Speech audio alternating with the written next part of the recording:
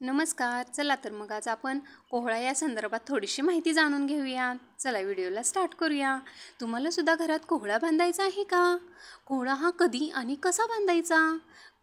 कुठे बांधायचा? कोहळा खराब झाल्यावर काय करायचं? व कोणता मंत्र म्हणायचा? या सगळ्या प्रश्नांची उत्तरं आज मी तुम्हाला सांगणार आहे. चला, घरातील नकारात्मक ऊर्जा, वाईट नजर शोषून घेण्याची क्षमता ही कोहळ्यात असते. कोहळा हा नेहमी आपण चांगला बघून घ्यायचा. अमावस्येला किंवा शनिवारी कोहळा दाराबाहेर बांधायचा. कोहळ्याला हा देठ हा असलाच पाहिजे, ही गोष्ट आपण विसरायची नाही. घरात येणारी लोक कोहळ्याच्या खालून येतील व त्यांची नजर त्या कोहळ्याला पडेल या ठिकाणी आपण तो कोहळा बांधायचा आहे. दाराबाहेर किंवा आपण जो मुख्य दरवाजा असतो त्याच्या खालून बऱ्यापैकी लोक येतात त्याच्या समोर बांधायचा, म्हणजे त्यांची नजर पडते त्याच्यावरती. नंतर आपण काय करायचं, तो कोहळा पहिल्यांदा स्वच्छ धुवून घ्यायचा. तो मिठाच्या पाण्याने स्वच्छ धुवून घ्यायचा, जेणेकरून त्याच्यावरची घाण, धूळ, जी नकारात्मक ऊर्जा वगैरे असते ती धुवून स्वच्छ केली जाते. सर्वप्रथम आपण आता काय करायचं, एक दिवा लावून घ्यायचा आणि एक चंदन घ्यायचं.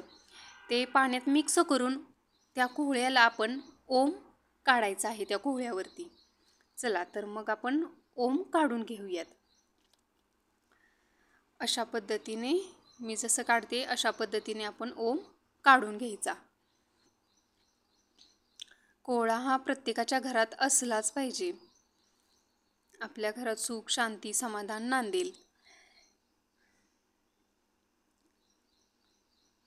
अशा प्रकारे आपण ओम हा काढून घेतला आहोत.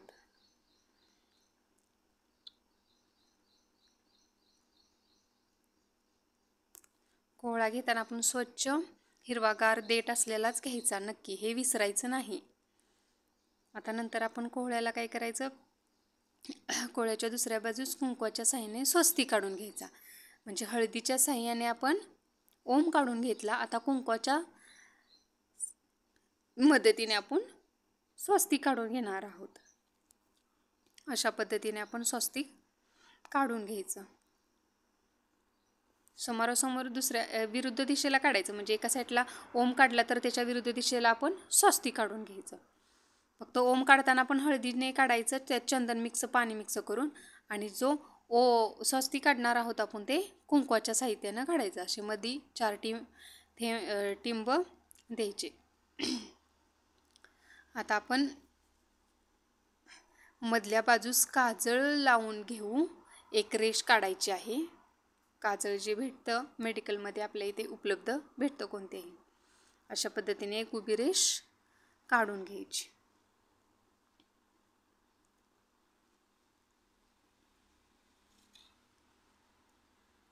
पूर्ण देठापर्यंत आपण ती उभी रेष काढून घेणार आहोत. अशा पद्धतीने आपण उभी रेष ती काढून घेतली.